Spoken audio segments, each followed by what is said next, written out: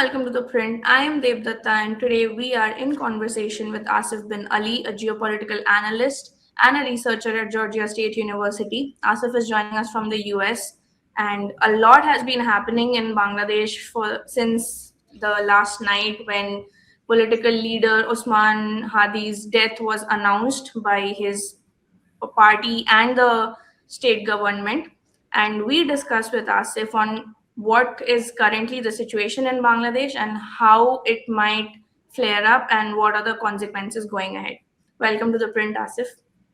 Thank you, Debdutta, for inviting me. So, Asif, to begin with, my first question to you would be that a lot of violence and arson ensued yesterday night once the announcement of Osman Hadi's death was made.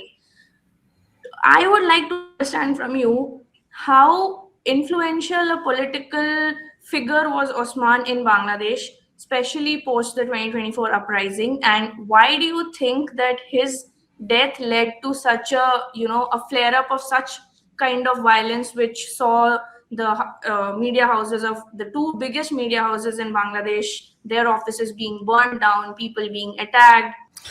Uh, Thank you, Debdutta, for your question. First of all, it was a very brutal attack on daylight on Mr. Osman Hadi, and followed by that attack, he has been taken to the hospital. And from the very beginning, there were very little hope for him to recover, and the whole country was praying for his recovery.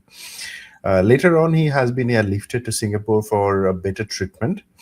Now, particularly to address your question, Mr. Hadi was one of the face of the July uprising that have happened in 5th August 2024. Especially since then, he, as a spokesperson of Inkilab Mancho, have received significant amount of media coverage and also public attention. However, he was not formally affiliated with any of the main political party in post Sheikh Hasina situation of Bangladesh. So as you know that there were like two main players, one is Jamaat Islami and then the other one is Bangladesh Nationalist Party. Jamaat represents the right-wing politics in Bangladesh, whereas BNP is a combination of center left and center right people. But right now they are more of a liberal version, what they are presenting. On the other hand, there is a new political party which has emerged out of July uprising, is NCP, National Citizen Party. Now, Hadi was neither member of any of these political parties. So he represented himself as a independent political actor and representing Inkilab Mancho. Now, practically speaking, when Hadi started his political and public appearance, he has been loved and liked by many people, but at the same time, he has been disliked by many people as well. Given his controversial position on different topic, made him, while popular to one group of people, but also made him well accepted in many group of people as well. Now, one of the reason is that the kind of rhetoric Hadi was using, it was very strong, and he was able to move many people.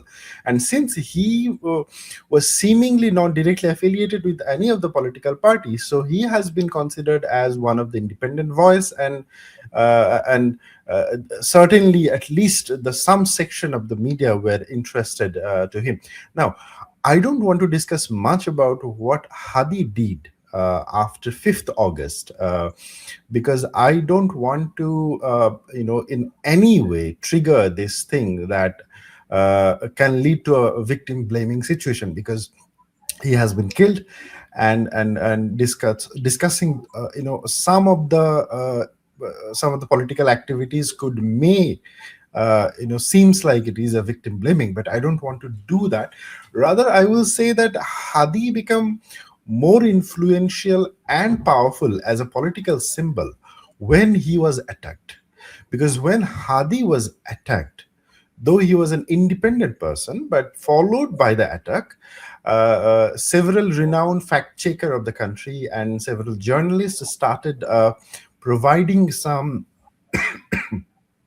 facts which suggest that the person who took the attempt to kill Hadi was associated with a former government, particularly Awami League party. Now, this is a kind of allegation that came from journalist and also the fact checker, and they have provided evidence in favor of them. Now, these evidence and the reliability of these evidence would be judged in front of a court, followed by the due process. But the public perception is that Hadi has been attacked by Awami League member, and that Awami League have not issued any kind of statement by denouncing their involvement.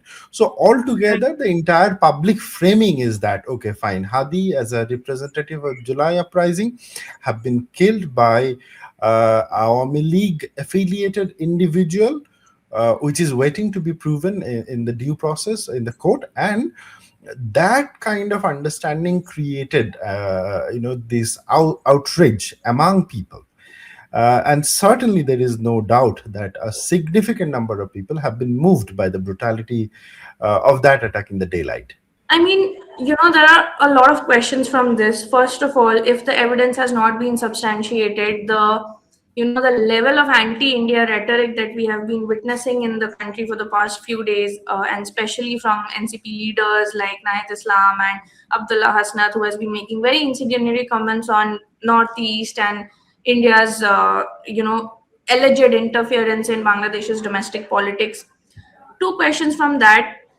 Do you think, like we discussed, that Hadi's assassination at that point and now his death is being used as an active political tool by political parties now that elections are upcoming? And secondly, why do you think the current interim government is not trying to counter the anti-India rhetoric that is growing, given the bilateral relations that are still existing between both countries?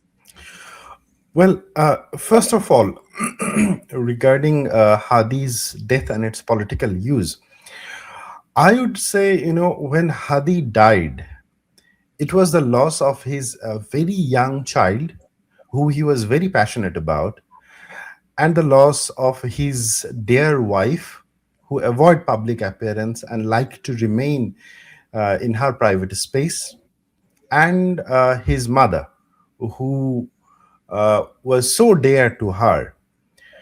So the death of Hadi is a big loss for his family. Yes, in the public space, political groups are showing that they are sad, angry, and moved by the death. And I'm not disbelieving them. I have no reason to discounter their emotions, but I can also see the political use of Hadi's death.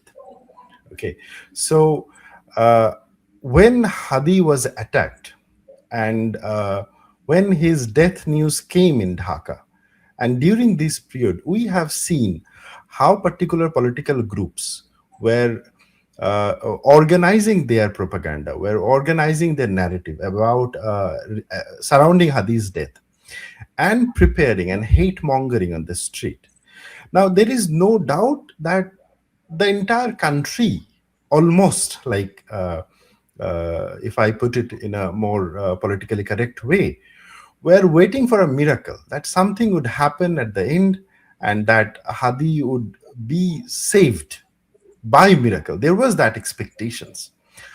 But this didn't happen. The miracle didn't happen. He died. But the political party, what it did is that, particularly Jamaat and NCP, and some of like independent Hadi supporters, started discussing about these kind of political populist narratives, particularly the cultural fascist term.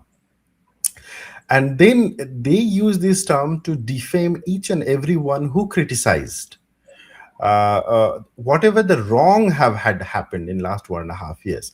Now, see, you have to understand that the current Bangladesh situation is not the making of the current government. It was an outcome of the failure of the previous government. So because the Hasina government was disintegrated, followed by the uprising, and violence erupted after that. So these government was trying to control the situation on the ground. But unfortunately, the government had failed. One of the reason the government has failed because of its political immaturity and also its indecision to deal with the law and order situations. Uh, and those are the failures that citizens were pointing out. And I would not say that some citizens or like some of the critics were not empathetic to Awami League as well. Definitely there were. But these are not crimes to be punished in front of the law. You can be empathetic or sympathetic to any political party as long as you are not violating any particular rules or law. So what happened is that followed by Hadi's death, the politicians, some of the politicians, they use the rhetoric that creates the social division in a way that it makes black and white. Either you are with us or you are with them. So even the voices which were in favor of July uprising has started being framed like they are pro-fascist. Now this is very problematic that what happened from the Hadi's death. So, to address your first question, yes, some politicians have used Hadi's death, and the main intention was also to score more points in the election and also to show their influence in the current political context. However, we need to keep it in mind as well. Hadi was brutally attacked within the announcement of the election date in 24 hours. So within the 24 hours of the election announcement, Hadi was brutally attacked. This also tells that a group of people, they don't want the election to happen. So the attack on Hadi, the death of Hadi is inevitably linked with the election. So if someone is attempted to kill Hadi, their intention was to stop the election, and the people who are using Hadi's death was also having the intention that they can score more points in the election. But as I was saying at the beginning, that the biggest loss is Hadi's family's loss. The son he had would never get back his father. The wife he had would never get back her husband, and the mother will not get back her beloved son. So that's the sad reality. The anti-India rhetoric is one of the biggest element in post 5th August politics of Bangladesh. And if I say that the current government uh, is to some extent supported by the majority of the group which share the anti-India sentiment. Now, see, right now, anti-India sentiment in Bangladesh is very real. I would not underplay or undermine that feelings, and there are several reasons of that feelings, particularly many people who were protesting against Hasina regime, they believe that India was unnecessarily supporting or over supporting Hasina regime and Hasina's attempt to violate the democratic norms, and therefore they blamed India for that. So that is one of the common reason of anti-India sentiment. But then the sentiment were intensified, followed by 5th August, and when Sheikh Hasina took shelter in India, and then people, especially those who are opposing Sheikh Hasina, they blamed India for giving Hasina shelter. Now, a new addition with that was when Hasina was talking with her party leaders and party members over WhatsApp, and those WhatsApp records started coming out. And some of the records, I cannot confirmly say that these are all verified, but as what's the public sentiment is that people believe that these records are not AI made, but these records are real, and some of the records are, of course, categorically inciting violence. Now, these created an outrage among anti-Hasina people in Bangladesh. And that same outrage is also intensifying anti-India sentiment in a larger scale. Now, particularly why this sentiment went out of hand, but when in case of Hadi, because when Hadi was attempted, when assassinated, faced the attempted assassination, Within the 7 hours of that attempt, two prominent journalists of Bangladesh, they came out with the information that it is likely that the killer of Hadi has crossed the Bangladesh border and took shelter in India. And when this information came out, it got viral in social media as well. Now, I am not in a position to, to claim or confirm that this is true. Neither I can confirm that this is false, because I think Bangladesh government needs to investigate more and provide more evidence in order to prove that. But it created a kind of problem between the two states. So the Bangladesh government called for the Indian envoy appointed in Dhaka and expressed their concern regarding it. On the other hand, followed by the threat on the Indian diplomatic assets, the Indian government also invited Bangladesh envoy just after 16 December, when the Bangladesh embassy in New Delhi was celebrating the liberation of Bangladesh with the war veterans of Indian military and Indian civil society members in the embassy premises. So, uh, so what happened is that, like, at least in the public, and as you know, that public perception not necessarily always needs concrete evidence. It needs certain amount of evidence to take a form, and that's what happened in this case, that people believe that the killer of Hadi took shelter in India. Now these allegations remain essential of this political debate currently, and then people connected those dots, like Sheikh Hasina. People see this way, that many anti-Hasina people, they think that Sheikh Hasina, after killing 1,400 people in July and August, took shelter in India. The Hadi, who is the face of July uprising, his killer took shelter of India at India. So India is giving shelter to the fugitives from Bangladesh, and therefore India is the enemy of Bangladesh. So this has become a narrative in the public space of Bangladesh, and this narrative is so powerful that I don't think Bangladesh government can do anything right now. So as you know, that the Bangladesh government, it has no political presence in the ground. So it is not a party government, it is an interim government, and the government members are mostly coming from the civil society, NGOs, and the human rights groups. So they have no concrete public support on the ground, and therefore I don't think they have much maneuvering in terms of taking much of the decision. So therefore, in order to make the decisions, they need to depend on this popular polls. And when the popular polls is anti-India, I don't think the current government has any position to take a position to correct that anti-India sentiments. So what they do, they just endorse that and go ahead with the politics, and that's what's happening right now in this current context. And I would say similarly, I wouldn't deny that some of the Indian media activities and some of the Indian commentators' position regarding the Bangladesh case and the way they're framing Bangladesh case is also widely criticized in Bangladesh, and the many people have gone very defensive. Now, see, I am not going to take which position is right and who is right in this particular case. But if I look both the group of people, I would say that there is no reason to believe that these anti-India sentiment will go away very soon, as well as there is no reason to believe that the government would be doing both, like the Indian government and the Bangladesh government would be doing much in order to restart the relationship. Because since 5th August, the Indian government had clearly positioned that they will re-establish and normalize the relationship with the elected government, whereas the interim government has more benefit in following public sentiment than taking a risk by going against it.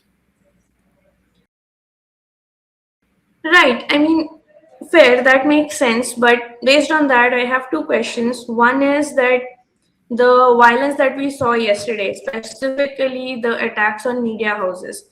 Now, both the media houses, Daily Star and Prathamallo, have, for the largest time since the interim government came into power, have been critical of Sheikh Hasina, and they have been equally, like critical of Yunus.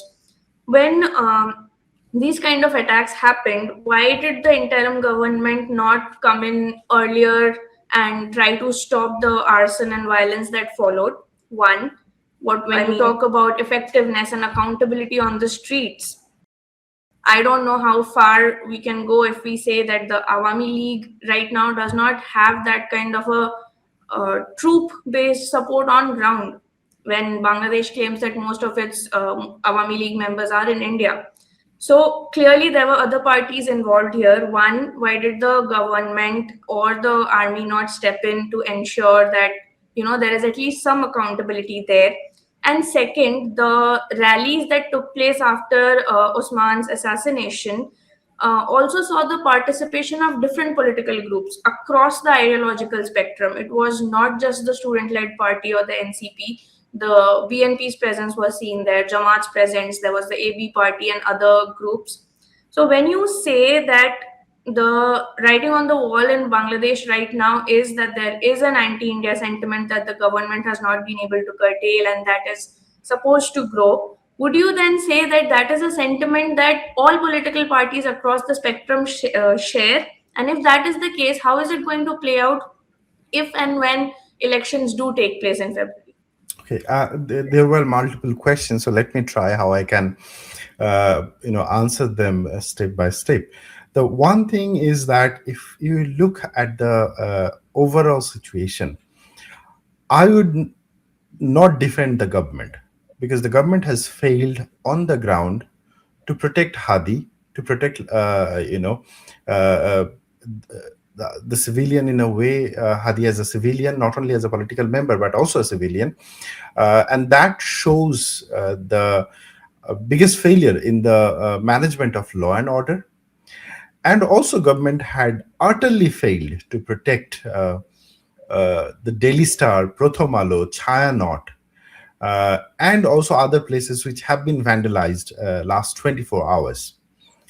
And I don't think there is any logic or context can be given in order to defend this failure. So this is a clear and utter failure from the government end. There is no doubt about it.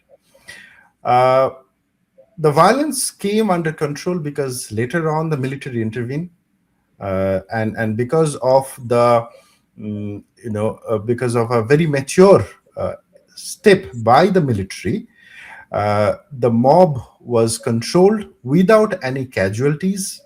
Because when this kind of situation happens, and when people, those who are participating in this kind of violence, they are emotionally charged, and if any conflict happens, any firing happens, that could escalate the situation. People can die. So thankfully, when the military was handling the situation, there was no incident of bullet fire. So that tells that, okay, fine. Peacefully, the overall situation was brought under control. But however, the time it took was more than necessary. And during that time, we saw that two of country's biggest newspaper, the backbone of Bangladesh journalism, has been attacked. And this tells a lot to everyone that if Daily Star and Prothomalo is not safe, who you are, so the other small newspapers, they would automatically be silent. So if you go for the big fish in the room, all the small fish would be silent, and that's what's going to happen in the coming days. So that is one part of the answer of your question. The second comes with that when government was and has failed on the ground, other political parties, what they did. Now, based on what I was saying in last 24 hours, Hadi's death moved everyone, BNP, Jamaat, and NCP. But on the ground, it was Jamaat and NCP who organized the protest. BNP remained cautious as I think everybody understood that there were threat. Now, I would like to introduce a fourth group of threat in this particular dynamics. Okay, so as I was saying that BNP is a player, and then Jamaat is a player, and then NCP is a player, and then there is a fourth group. This fourth group we are calling far right group.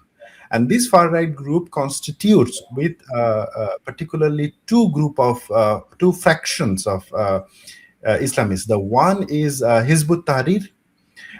These fraction, they want to convert Bangladesh into Islamic State. Though they are very minority and do not operate publicly, but they are still a significant security threat for Bangladesh. And their intention is to infiltrate within the security apparatus and take over country's power. The second subgroup within that group is pro Al Qaeda and pro Taliban. So there is another group who uphold pro Al Qaeda and pro Taliban attitude and belief, and they also want to convert Bangladesh into Islamic State. But their approach is different than Hizbut Tahrir. Their approach is convert people, get more support, and use that political support in order to go for an Islamic revolution in the country.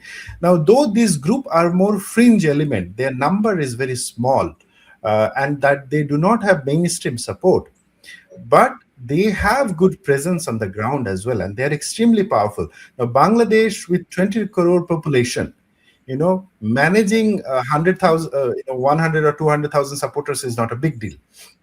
And in order to do violence, you don't need that many people. 500 good people is good enough for a violence. And that's what happened. Like when I was seeing the video, what was happening on Dhaka's street last night and the Facebook Live and the videos that later shared by some of my journalist friends who were on the ground, there were not more than 500 to 600 people. At best, there were 1,000 people. And it was only 100 to 200 people doing the violence. Rest of the people are either like there to see what's going on, or it's very common in India and Bangladesh. If you see there is accident and then hundreds of people would be around it just to see what's happening there. And some of the people were there to to pick up a computer and to take it with them, because in these kind of situations there would be people of such kind. So it's not that yesterday night hundreds and thousands of people came out in the street and destroyed this thing.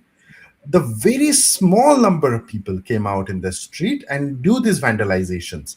And now when the photographs and the videos are coming, this seems that the fourth group I am talking about, this fourth group was directly involved and preparing for this violence.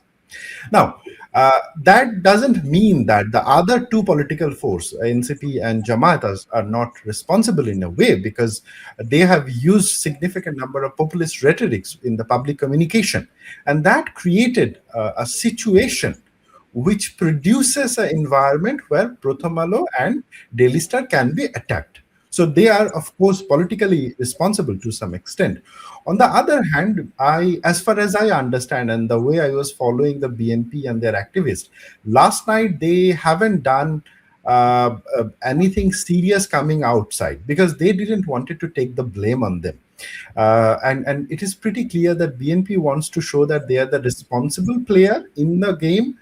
And in the election, they want to prove that if you vote me, I will provide stability. So I am the stability agent, and rest of the people are the chaos agent. So that is the position that BNP is taking to some extent. Now, coming back to the anti-India sentiment and how it is related with this current situation, if you look at how the election campaign is going to happen and which subject will play critical role in that campaign, so the BNP, Jamaat, and NCP shares anti-India sentiment. There is no doubt about it. But they have the difference in terms of that sentiment. Like BNP shares the anti-India sentiment more in the policy terms. So it wants its, autonomy, policy autonomy in its decision, because it believes that Awami League didn't ensure their policy dominance and independence in that way. So this is what BNP thinks. I'm not going to have that debate whether it's right or wrong, but this is what BNP thinks.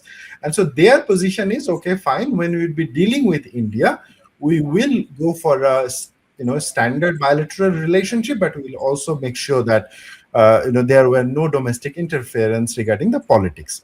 And they have evolved their political promotion around the concept of good governance.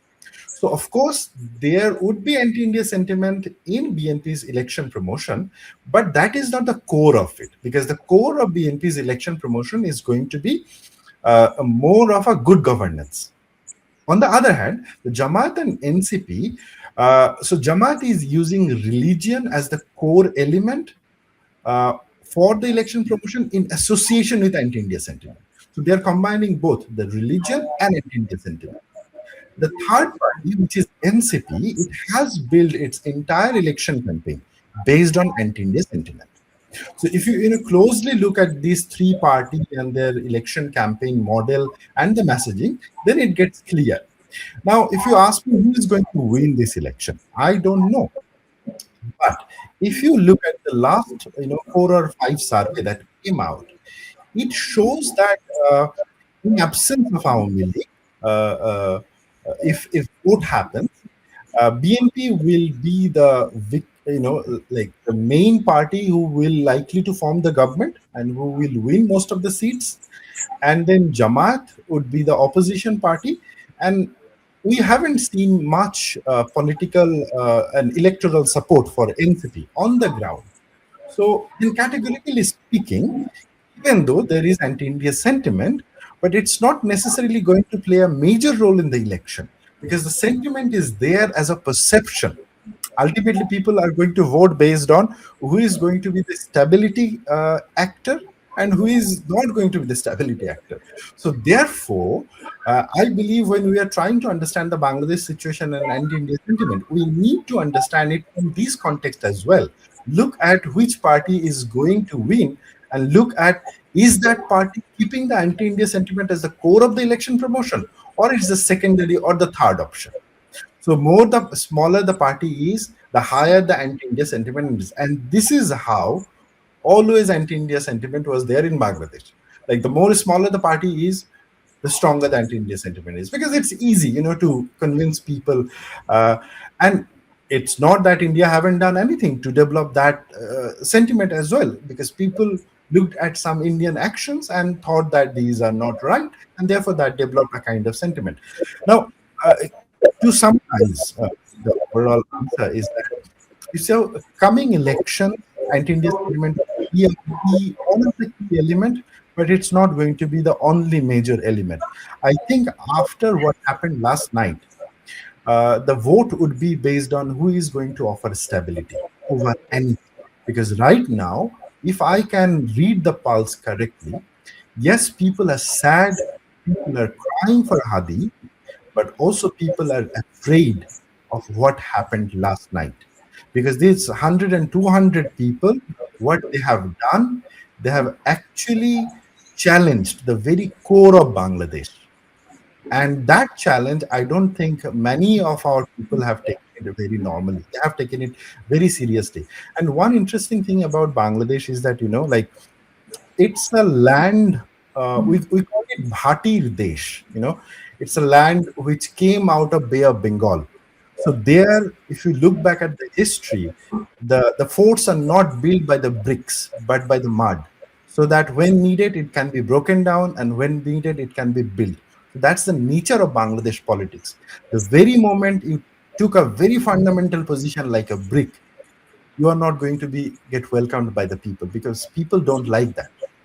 People like changes in society. And what I can sense right now is that since what happened last night, it would definitely change the political impact in the coming election. Right. Thank you so much, Asif. This has been an extremely insightful conversation. Thank you so much, Debdutta, for inviting me.